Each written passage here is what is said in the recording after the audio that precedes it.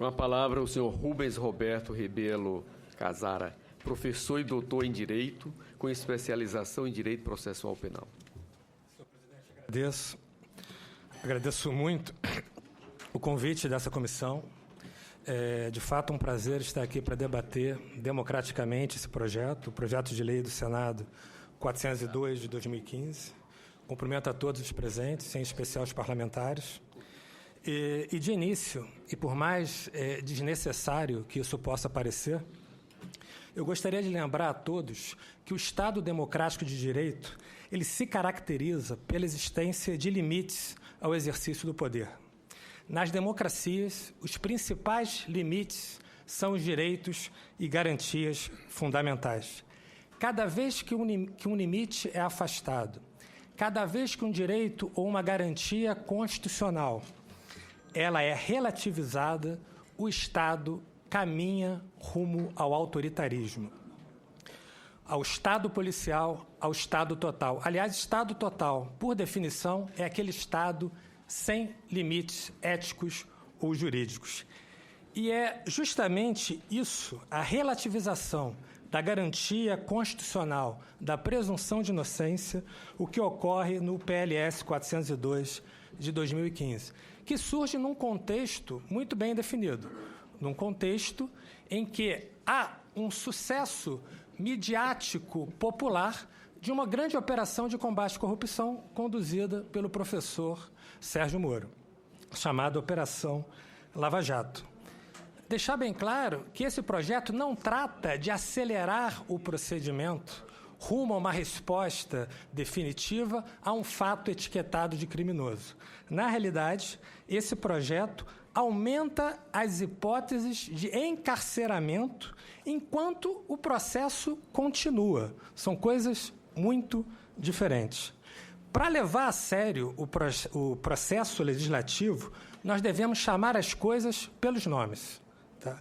O projeto de lei 402 de 2015 é um projeto de relativização da presunção de inocência, isso na contramão da jurisprudência da Corte Interamericana em matéria de prisão cautelar.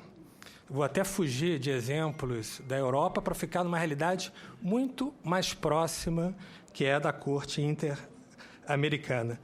Esse projeto ele se insere, e é inegável a boa vontade de quem elaborou o projeto, a iniciativa da JUF. Não vou discutir as boas intenções do projeto, mas ele se insere num movimento que se caracteriza pela tentativa de satisfazer o desejo por mais punições, as pulsões repressivas presentes na sociedade, e compreensíveis que estejam presentes na sociedade, mas que se revela ineficaz para a prevenção de novos delitos.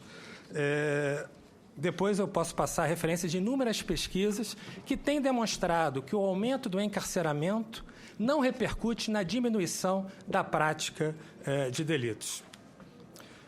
Os motivos expostos para esse projeto não são novos. Aliás, em todo momento autoritário por que passa a sociedade, essa linha argumentativa se faz presente.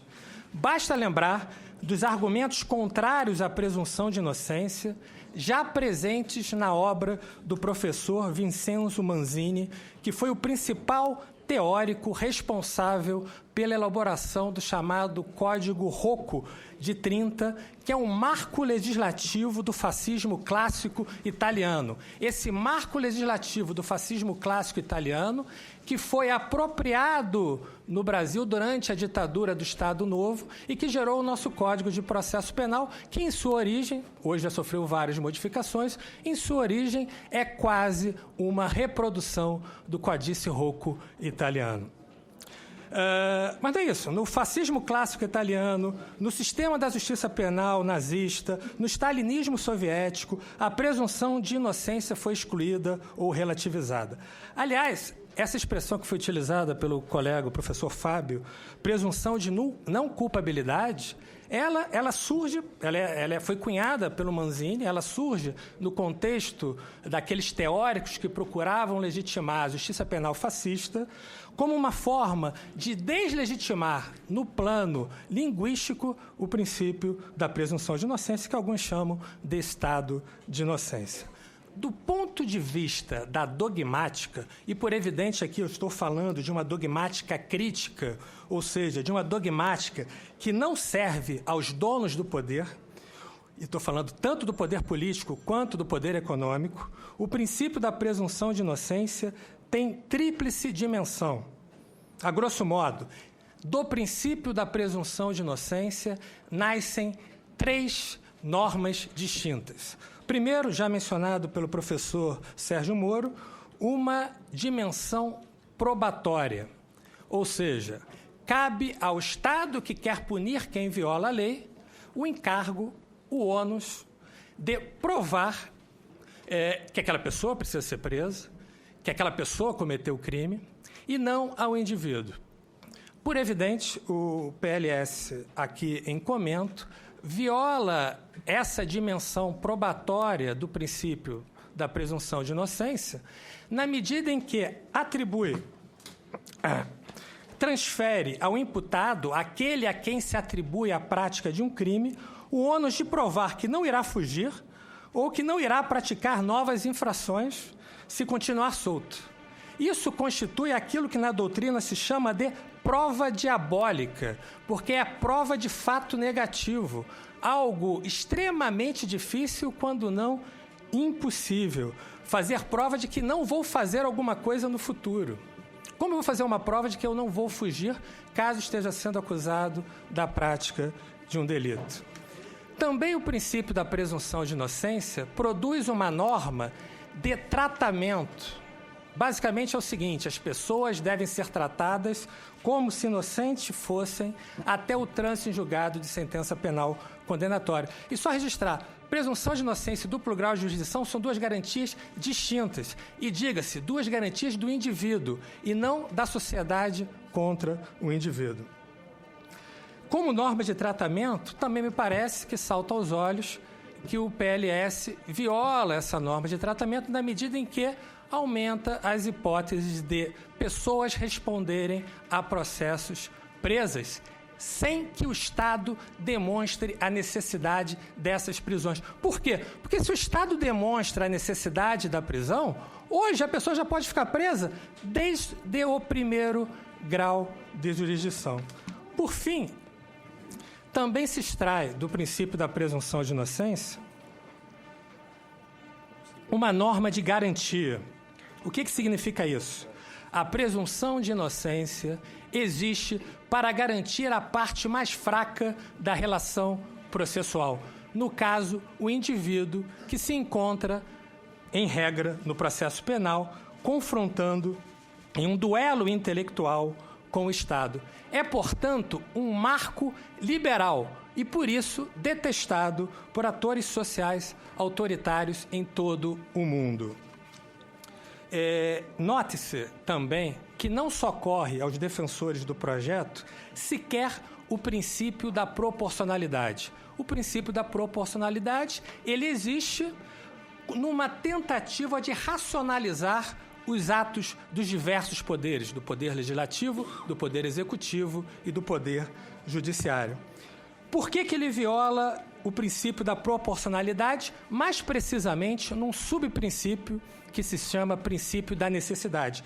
Justamente porque proporciona ou permite a prisão de pessoas em situações em que o Estado não comprova a necessidade daquela pessoa ser presa. Vale lembrar que hoje, qualquer pessoa, volto a insistir, desde que comprovada a necessidade dela ser afastada da sociedade, desde que comprovada a necessidade, a existência de um risco processual, ou seja, que a liberdade dessa pessoa coloque em risco a eficácia prática do processo penal ou a execução penal, essa pessoa pode ser presa. O que o projeto faz é alargar as hipóteses de prisão, as hipóteses de encarceramento.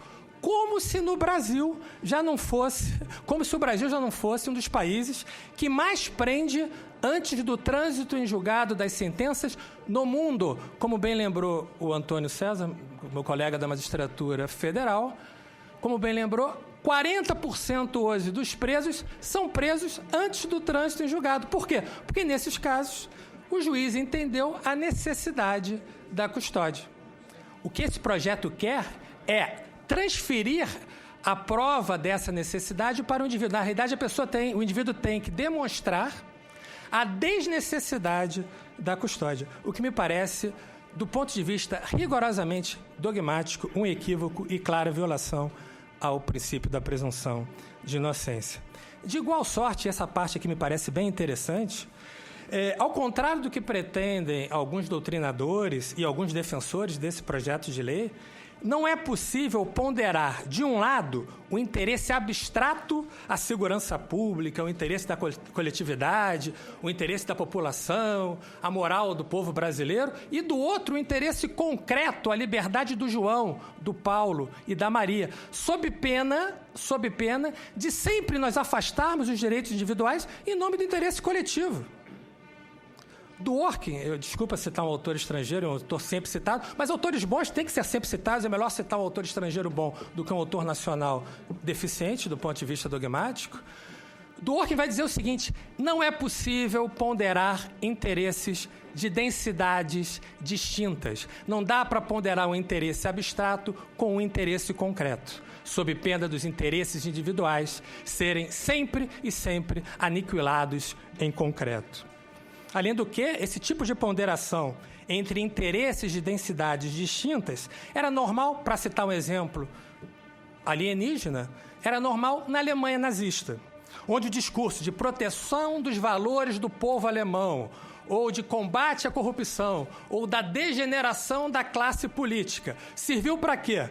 Para afastar, para aniquilar os direitos individuais dos judeus e de todos aqueles inimigos do sistema. Recomendo a leitura de um livro fantástico do historiador inglês Robert Galatae, que ele vai dizer o seguinte, apoiando Hitler, ele vai trazendo os argumentos que o judiciário alemão utilizava para aniquilar os direitos individuais do povo judeu e dos inimigos do sistema. Algo muito próximo do debate que nós estamos tendo nessa data. Vale lembrar novamente que no Estado democrático de direito, os fins não justificam os meios. A legitimidade dos meios está condicionada pelo respeito aos direitos e garantias fundamentais. Então, no Estado democrático de direito, não basta absolver os inocentes e condenar os culpados. Nós temos que absolver os inocentes e condenar os culpados, respeitado o devido processo legal e as demais garantias constitucionais, sob pena do Estado perder a superioridade ética que o distingue do criminoso. Se para punir quem viola a lei, eu tiver que violar a lei e afastar direitos e garantias fundamentais, eu perco a minha superioridade ética enquanto juiz. E aí, mais uma vez, não bastam as boas intenções dos autores do PLS 402 de 2015, porque de boas intenções, como diz o ditado popular, o inferno está cheio. Boas intenções, por vezes, produzem consequências nefastas. Do ponto de vista político, isso os senhores senadores conhecem muito mais do que eu, o princípio da presunção de inocência consagra uma opção adequada ao processo civilizatório. Qual seja, é preferível tratar eventuais culpados como se fossem inocentes, do que possíveis inocentes como se fossem culpados. É disso que se trata.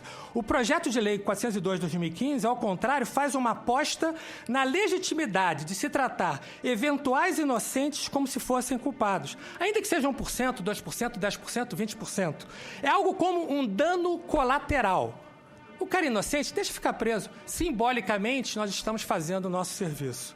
O potencial de injustiça do projeto é enorme, a não ser que se acredite que o juiz... Eu estou falando isso muito tranquilamente, sou juiz há 16 anos e atuo há 16 anos em vara criminal. A não ser que se acredite que o juiz é um ser divino, iluminado e que não erra.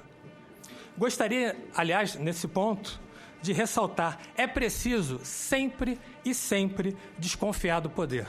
De qualquer poder. Do poder da direita, do poder da esquerda. Não há nenhuma razão republicana para se confiar cegamente, por exemplo, no poder exercido por juízes. Juízes erram e muito. Eu já cansei de errar muitas vezes com a melhor das intenções. Aliás, sempre com a melhor das intenções. Muitas vezes eu erro. Às vezes absolvo culpados, às vezes condeno inocentes. E se eu tiver consciência dessa minha limitação, a possibilidade de eu produzir equívocos no exercício da jurisdição diminui bastante. Mas não é só. Além dos juízes errarem, sem querer, não estou falando aqui de má fé, juízes erram, há também muitos juízes, e aqui eu falo tanto dos juízes de primeiro grau, quanto dos juízes que integram os tribunais superiores. Em muitos juízes, falta coragem para decidir contra a opinião pública, que muitas vezes não passa da opinião publicada pelos meios de comunicação de massa. Sempre que falta coragem, essa virtude tão esquecida que é a virtude da coragem, os direitos fundamentais são afastados em nome da eficiência repressiva, dos desejos punitivos ou de uma boa foto no semanário da moda.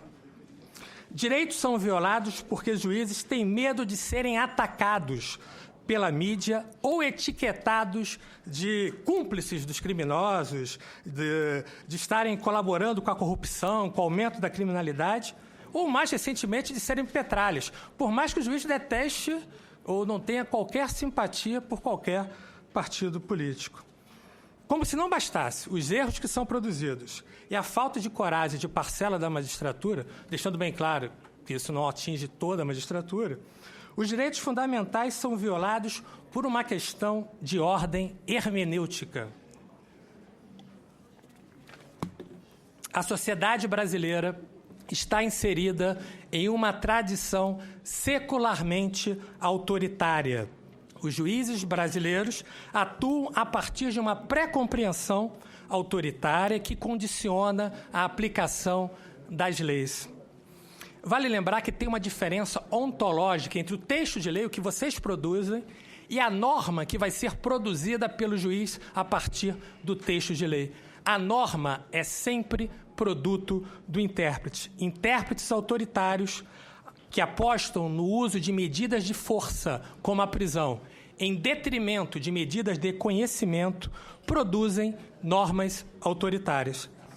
A falta de uma cultura democrática faz com que os direitos fundamentais sejam percebidos pela sociedade, por parcela do judiciário, do Ministério Público e mesmo da advocacia, como obstáculos à eficiência do Estado. Senhores parlamentares, é nesse contexto em que juízes se encontram inseridos em uma tradição autoritária, e aqui eu gostaria de abrir um parêntese já caminhando para o fim. Por evidente, a tradição em que está...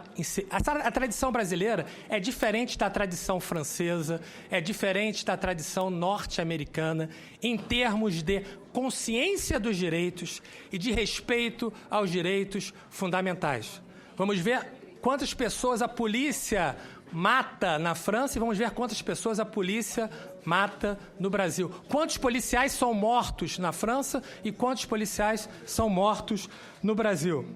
Para dar um outro exemplo, citando a França, que já foi mencionada aqui na mesa, na França não é possível que uma pessoa que esteja respondendo a um processo tenha fotos suas tiradas e lançadas nos meios de comunicação de massa, porque isso é considerado um atentado à dignidade da pessoa humana. E lá eles respeitam a dignidade da pessoa humana. todos os agentes estatais têm uma cultura democrática de impedir, por exemplo, esse massacre, que é a exibição de imagens de pessoas que respondem a processo, que devem ser tratadas como inocentes nos meios de comunicação de massa. Registro... Bem, o que eu queria dizer, para encerrar mesmo, é que eu espero que não falte sabedoria e coragem aos senhores para bem apreciar essa matéria. Por fim, eu quero registrar a minha total adesão à nota técnica assinada pelo Instituto Brasileiro de Ciências Criminais, pela Defensoria Pública do Estado de São Paulo, pela Associação Juízes para a Democracia, dentre outras instituições, que aponta não só a violação a garantias constitucionais, como também, isso é muito importante, a inconveniência político-democrática e a inconveniência orçamentária dessa proposta. Termino, aliás, com uma pergunta bem ao gosto dessa visão economicista que parece tomar conta de todo mundo. De onde vai sair o dinheiro para dar conta desses encarceramentos, digo, desnecessários, porque os necessários já estão ocorrendo?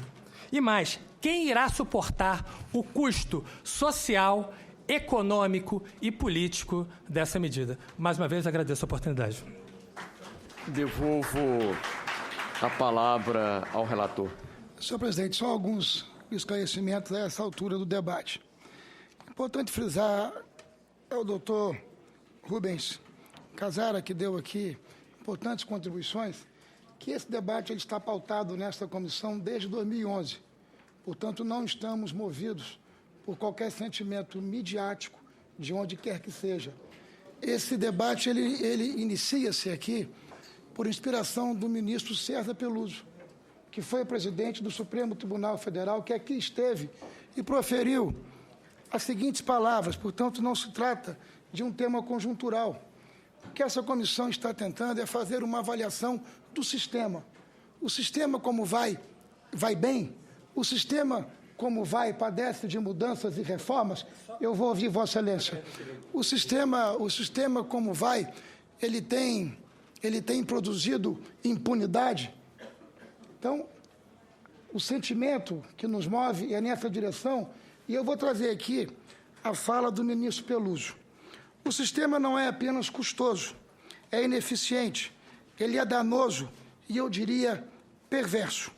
Foi o que proferiu aqui o ministro César Peluso em audiência pública, porque eu acabei sendo autor da PEC 15 de 2011, que foi relatada pelo eminente senador Aloysio Nunes Ferreira.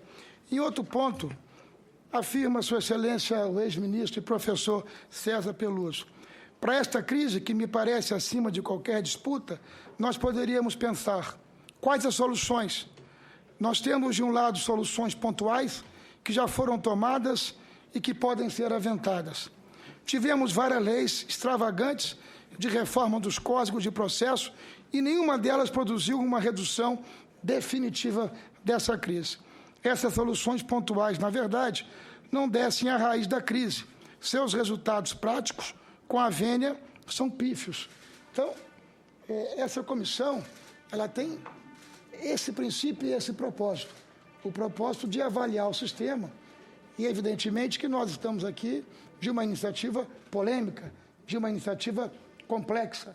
Por isso, estamos aqui com visões diferentes, democráticas e republicanas, quero crer, mas eu, sinceramente, não vejo nessa conjuntura que estamos enfrentando no Brasil, em que nós estamos assistindo as nossas instituições funcionarem com qualquer comparação com qualquer época da história da civilização humana, muito menos as comparadas às épocas fascistas e nazistas.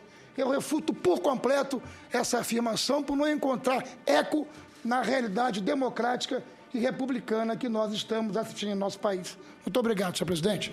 Com a palavra o professor Rubens Casara.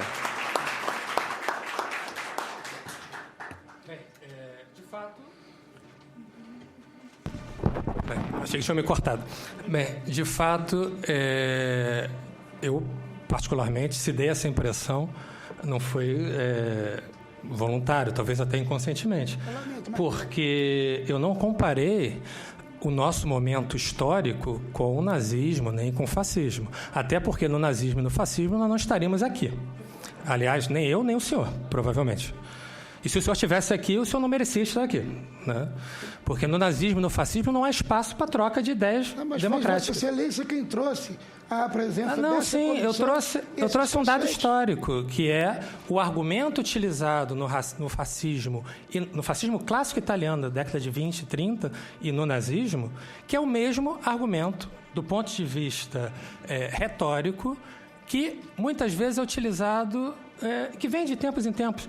Quando o senhor disse, isso está pautado desde 2011, eu sei disso. Aliás, o ministro Veloso também teve uma iniciativa parecida, antes do ministro Peluso. Só que esse projeto de lei é 2015, por isso eu estou contextualizando, né? Não é um projeto de lei de 2011 que hoje está sendo debatido, é um projeto de lei de 2015. A iniciativa que eu também honro, da Juve, que é fundamental até para a gente poder discutir esse tipo de coisa. E no Brasil, há uma tradição também de não se debater as coisas, de não se criticar projetos, não se criticar decisões. Eu acho que isso tem que mudar para melhorar as instituições. E que bom que nós estamos aqui debatendo. Assim, então, deixar bem claro que em nenhum momento eu comparei o funcionamento, seja do Judiciário, seja do Executivo, seja do Legislativo, com o funcionamento do Executivo, do Judiciário e do Legislativo, naqueles períodos, até porque eu tenho dúvida se efetivamente existia jurisdição naquele Estado, se existia legislativo naquele Estado, pelo menos como nós o conhecemos hoje. Eu só quis dizer que esses argumentos voltam em momentos de recrudescimento autoritário. E me parece inegável que a atual quadro histórico é um desses momentos. Há um recrudescimento de posições autoritárias, tanto à esquerda quanto à direita. Só agradeço a oportunidade de esclarecer isso. Presidente. Pois não, senador. Como autor do projeto. Esse não é exatamente o projeto da JUF. A JUF tinha uma proposta mais na linha do direito francês e do direito norte-americano. Esse projeto é diferente, porque ele joga a responsabilidade da condenação para a segunda instância, um grupo colegiado de juízes. Mas ele vem nas águas de um projeto que eu apresentei já há muito tempo. E não vi nenhuma manifestação em relação ao que ocorria, que me levou a redigir esse projeto, tão veemente quanto a sua. Nós temos cerca de 45% dos presos em penitenciárias brasileiras, os presos pobres com prisão preventiva. E o meu projeto vai numa linha exatamente diferenciada ou paradoxalmente semelhante a esse. Eu admito somente prisão preventiva depois de um determinado período muito curto, através de um colegiado. Então, nós estamos tratando disso há muito tempo. E achei muito inoportuna a sua tentativa de enquadramento da iniciativa do Senado e da minha própria como um projeto autoritário. Eu tenho uma preocupação muito grande com a operação que o juiz Moro avança, porque eu acho que ele tem procedido corretamente, mas acho que os reflexos na magistratura podem não ser tão corretos assim. Eu fico imaginando o que pode acontecer com um juiz singular, com um promotor, mas nós estamos cuidando das duas vertentes. São 45% de presos pobres nas penitenciárias cumprindo pena com prisão provisória. E eu não vi a sua preocupação, nem das críticas que estão na linha da crítica que Vossa Excelência fez nessa reunião, às prisões provisórias e a esse massacre da população mais pobre no Brasil inteiro. 45%. O problema penitenciário brasileiro estaria resolvido se a prisão provisória fosse determinada apenas por colegiados, pelo menos a partir de um determinado período, que seria um período estabelecido na proporcionalidade da pena que o crime suposto ensejaria. É esta a linha do projeto que tramita no Senado Federal. Agora, como tudo aqui no Senado, não me perguntem onde está esse projeto também. Para que nós possamos ouvir os outros expositores, vamos desfazer essa mesa, pedir para sentar na segunda fila e convido o senhor Elmi do Clerc Ramalho Júnior, que é professor de processo penal da Universidade Federal da Bahia e promotor de justiça do Ministério Público da Bahia, para vir à mesa. Convido o senhor Marcelo Semer, que é juiz de direito do Estado de São Paulo. Convido a senhora Luísa Cristina Fonseca, que é procuradora regional da República, e convido o senhor Maurício Stegman Dieter, que é professor de criminologia da Faculdade de Direito da Universidade de São Paulo, USP, para estarem conosco.